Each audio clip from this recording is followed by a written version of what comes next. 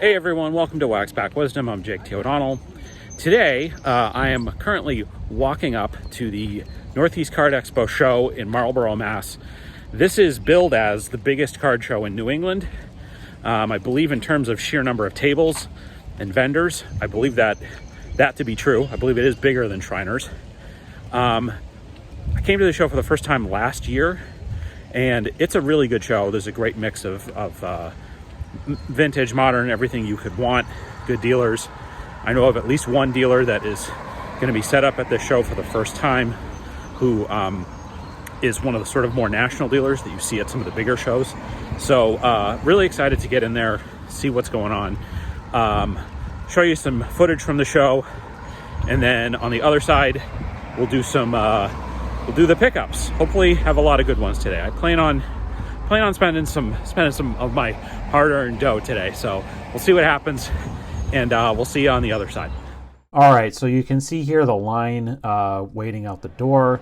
Going to show you some show footage here. Very busy show, lots of people, lots of deals to be made, and don't have a ton of table footage, but I got a few that I will show you guys here in a second. But lots of vintage, lots of modern. So first is my friend Greg. Look at those cobs that he has there. He set up right next to Matt from Providence, pretty much. He had a lot of great stuff today. He had just bought some cool stuff too. See the Jackies there, nice Jim Brown rookie, really nice Koufax rookie there, really nice Robinson rookie, and with the beautiful triple folder there with Chief Myers and Christy Mathewson. Some really nice Ted Williams, some 57s. Drysdale, Aparicio rookie 56. Greg always has really good stuff. Really nice Ted there. And then he has some other really good pre-war stuff also. Some sort of commons. You see the Hall of Famer there, John McGraw. Really nice Addy Joss, a few other things. Here is Richard Budnick. Richard is the dealer I was referencing before. This was his first time setting up at the show. If you go to Shriners, if you go to White Plains, you have seen Richard set up before. He is from New Jersey. He and I were kind of bantering about the Red Sox and Yankees. He is a Yankees fan. You see some of his great pre-war stuff there. I didn't end up buying anything from Richard today. We did talk a little bit about doing a deal, but ultimately did not happen. You see some really good 50s stuff there, Teds, more great 57s. He has so much stuff that he kind of just stacks everything on top of each other. Richard has a fantastic inventory. You see another Koufax rookie there, some good 53s. Move up, look at some more, some of the 61 Fleers, I think, right? A bunch of great 59s, 58s. Aparicio rookie, nice Ted poking out there. Some good 56s, really nice mantle there. And we'll look at some 60s here. 61, 62, 63, 64. Really nice 63 mantle there. Now here's Matt from Providence's his setup. He had those are his 50s, 60s, and 70s cards. Some of his earlier stuff, some non-baseball, other sports. Nice Jackie that he had there. Mays. And then this is Casey, who was a viewer of the channel, was set up with some really nice Ted Williams, a few other things. He had somebody that was very interested in that 1940 play ball Ted. And yeah, so that's pretty much it for the footage. All right, so back home again. I had some really great pickups today that I'm going to show you guys in a minute. I'm going to go over to the table to show you all of the stuff that I picked up today at the Marlborough show. So like I said, really good show. You saw some of the tables there. Do I wish there was more vintage at this show? Yes, I always wish there was more vintage at shows like this. But if you live in the Massachusetts area, if you're central to sort of Marlborough, Mass, and you can get out to the show, they're doing the show tomorrow, also Sunday. If you have an opportunity, I recommend going. You probably will see something that you want there, whether it's modern, vintage, non-sports, TCG, like all that stuff. It's a great show. I think it is bigger than Shriners. I think there are more people that set up, for sure. And it was nice to see some of the dealers come from other parts of the country and places like that. It was also nice today. I had quite a few people that recognized me from the channel, which is, I guess it's a good thing. It's starting to be, it feels a little weird sometimes to be recognized at shows for that. I was walking out and a kid, literally a kid was with like two of his friends. They couldn't have been more than 10 or 12 years old. Kid stops me and goes, "Are you on YouTube?"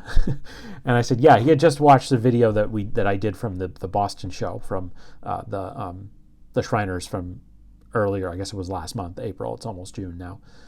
So that was cool. It is cool to be recognized. It's cool to be seen. But yeah. So I'm going to show you guys the pickups that I made today. Very happy with them. Knocked a couple of pretty big cards off of my various lists, and it was certainly was worth going. And I said off the top that I wanted to spend some money, and I did spend some money today. So let's go over to the table, and I'll show you guys what I picked up today. All right, so let's get into the pickups. I bought some wax today from an older gentleman that sets up at Shriners and other places too.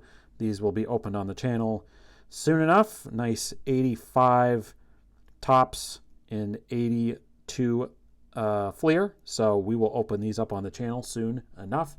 Lots of good rookie possibilities. The 85 has a bunch, right? And the 82 Ripken, of course, big one there. So we will we'll try our luck and hopefully we'll get some good stuff. Okay, next, my guy Bobby, he hooked me up with some Yaz stuff again. Couple of really nice pieces. This was only $10 total for these two. This is what looks like the candy lid, but it's this is from 2002 Heritage, the bubblegum lid, and it is of Yaz. And the other is this APBA card, and it's got Yaz's. This is a Yaz info card on the back. So I've definitely, APBA has been around for a really long time. Great game. I've never really done it. I've done Stratomatic in the past, but I know people that are very into APBA. APBA, sorry. I don't know what year this is from. I tried to do a little bit of research. My guess is it's from the 70s because it does list him a little bit at first base, and before 1969, I think. I don't think he'd played any first base. So if anybody out there knows, and I've tried to do some research, I haven't been able to really nail it down just since I've been home. But if anybody does know, please reach out and let me know if you can make out what year this is from, or if you know, based off of the numbers and the scoring numbers and things on the back here, what year this is from, because that would be very helpful to me. But thanks to Bobby again. He always hooks me up with great Yaz stuff. Okay, next up is a card I bought, and I don't remember the young man's name. Listen to me call somebody a young man. I must be getting old. He had some really good vintage at his table, and he had a card that I have certainly had my eye on reacquiring. I've had this card in the past, and I wanted to get a new one for my Ted Williams PC. I picked up this very nice 1955 Topps Ted Williams in an SGC 1.5. You can see that, for a lot of the 55, centering is really hard. I love the centering on this. I'm going to try to tilt it up so that you don't see too much glare from me. The color is beautiful on this. Beautiful registration. Centering is really good. Obviously, it's a little bit off left to right. Top to bottom, the centering is very solid on this. Why did it get a 1.5? Well, there's a little bit of corner wear right there. And there's a little bit of sort of print marks and things like that. I think the big reason why I got that is because of this little X right here under the 2 on the back. And you know what? I don't really care. That means that I was able to get this card at a very good price. He wanted $150 for this. I offered $130, and we agreed to that. The card comps out at about $120 right now. And I was just really, considering the look that this card from the front looks like it's probably a 3. I was really happy to add that. So like I said, I've had this card before. I had a 2. It had a crease coming right down the middle. I had used that in a trade previously. So really happy to get this. Really nice. Very nice Ted Williams in a SGC 1.5 to add that back to my Ted PC. Okay. The last 3 cards are from 2 separate deals with Matt from Providence. And I don't want to give anything away, but you will see more of Matt from Providence on this channel very soon. The first is one card that I had seen from Matt previously and another that I had not seen before. And we made a deal. This was kind of at the end of the day. The last card I'm going to show is the big card that I bought from Matt today, but it was also the first card that I bought from Matt today. But I was able to do a deal with Matt, and he gave me a really nice deal to pick up two pre-war legend, or the same pre-war legend, two cards of his. Chief Bender, Charles Bender, one from the American Caramel set, E90-1, and the other from the 1909 E101 set of 50. So you can see that this one on the left is authentic. Some paper loss on the front there. I think it's a great image, and the image itself of Chief Bender, we'll start with this one, I think is really, really strong. Beautiful color. And the back of these, of course, are great. There's some paper loss on the back, but you've got to love the backs of these. I already have a Chief Bender card in my collection. I have his T207, but this now I have 4 Hall of Fame A's from the E90-1 set. I have Bender, I have Plank, I have Eddie Collins, and I have Home Run Baker. So I was really glad to add. I think that's all. Maybe that's all 4 of the Hall of Famers that would be. Well, actually, there's going to be another one probably very soon. The Joe Jackson rookie card, of course, is in that set. So and he is with the A's at that point. So I was really happy to add this. And then I had seen Matt had this card previously, and I was just, I don't have a card from this set, from the E101, the anonymous set of 50. I thought that despite the creasing, I thought this was a really nice example overall of this card. I think it's a really cool image. And as you can see, just some scant info on the back on this. There are, quite a few big names from these sets, the E101 and the E102. And we don't know, despite, over a century of this card existing, these cards from these sets, we don't know where they came from. It's not known. It's not known how these cards were distributed. Were they in candy? Were they in gum? Maybe they were in gum. There weren't really cards in gum back then. I don't even know how much gum there was that existed back then.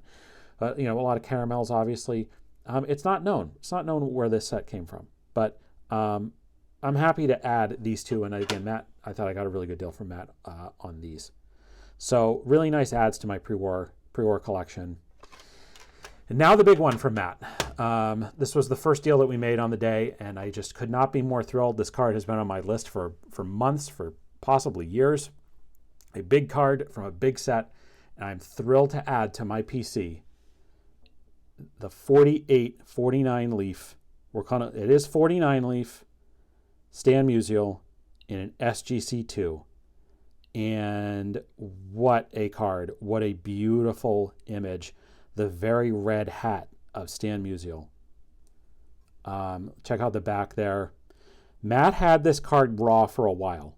It had disappeared from his table for a long time, and I thought that he had sold it raw, but he decided to get it graded, and it got a 2, which I have to say, I think this is kind of a generous grade, but you see the little paper loss there, but I love how deeply red the hat is, and this checks off a huge card. I am such a huge fan of this set, and I own now almost all of the Playing Days Hall of Famers that are not short prints. There's only 3 that I don't have. And 2 of them are cards that I've owned previously. Actually, I should say there's 4 that I don't have, but there's only probably 3 that I'm going to buy. The 3 that I don't have are Spawn, Rizzuto, and DiMaggio. I've owned Spawn and Rizzuto in the past, and then the other one besides that I don't have is Jackie Robinson, and I would say that is going to be out of my reach financially, probably forever. DiMaggio is going to be high on my list at the National, and I'm just could not be more thrilled to get this one. 1948, 49. This is an incredible era in Stan Musial's career. I think 48, he has one of his best seasons ever, maybe the best season of his career, one of the best seasons anyone's ever had. So I did just send the raw Bowman 49 Musial off to SGC, so I'll get that back and I'll have these 2 together. But Matt cut me an amazing deal on this. That's all I'm going to say. You guys can look up the comps on this card. I paid less than that. Matt is, it's good to have friends in the hobby. So yeah, I just like couldn't be more thrilled with this. I'm gonna put this up here for a second, and you can kind of see me in the reflection of the card, but I'm so happy with this. I want to do a shout out to Brian Capel. He is the author of this book, Relief. You can see it there. I read this book cover to cover last fall. It is an amazing resource. Brian was recently on Tony Southern Collector's channel to talk about this book. And it is such a great read. It's so well researched and in depth. And one of the things that he talks about is the sort of variations that exist with a lot of the cards because of the way that the print runs worked. He believes that this is a later print run card. They kind of lost some of the definition on the hat. They kind of just dumped the red there.